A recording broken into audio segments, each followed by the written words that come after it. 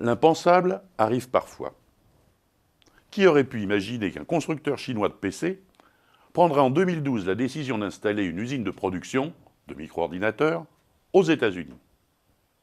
C'est pourtant ce que Lenovo, le deuxième producteur mondial de PC, a annoncé au début du mois d'octobre dernier.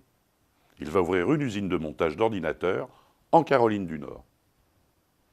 Cette nouvelle est d'autant plus piquante que, pour ceux qui s'en souviennent, Lenovo est l'entreprise qui, en 2005, avait repris l'activité micro-ordinateur d'IBM.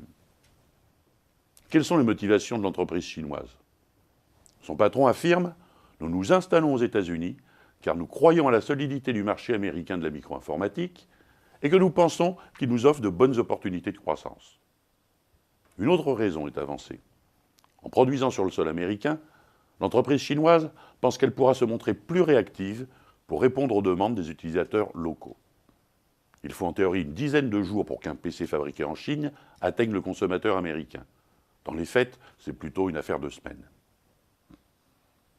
Au-delà de ce discours convenu, il n'est pas interdit non plus d'y voir une opération de séduction des pouvoirs publics et des consommateurs, à l'heure où le Made in America est devenu un enjeu politique. Dans les faits, la portée réelle de l'implantation de Lenovo est limitée. Après tout, même si l'usine est appelée à croître, elle ne créera dans un premier temps que 115 emplois. Surtout, elle n'est qu'un site d'assemblage. Tous les composants des PC fabriqués en Caroline du Nord viendront d'Asie. Bref, une hirondelle ne fait pas le printemps. Mais d'autres événements récents montrent toutefois que la production de produits électroniques en Chine n'est peut-être plus la panacée. Juste avant son annonce choc d'une production aux États-Unis, le même Lenovo avait en effet décidé d'investir dans une unité de production de PC au Brésil pour profiter de ce vaste marché.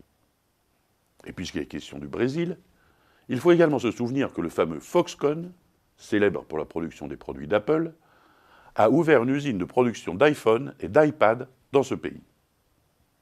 Enfin, même le discours d'Apple évolue.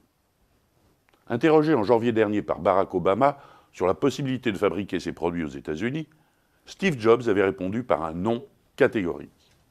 Aujourd'hui, le nouveau patron d'Apple, Tim Cook, est plus mesuré. Cela se pourrait, dit-il, tout en rappelant l'obstacle majeur. Quasiment aucun des composants des produits Apple, à l'exception de l'écran, n'est produit aux États-Unis. C'est peut-être là que le bât blesse.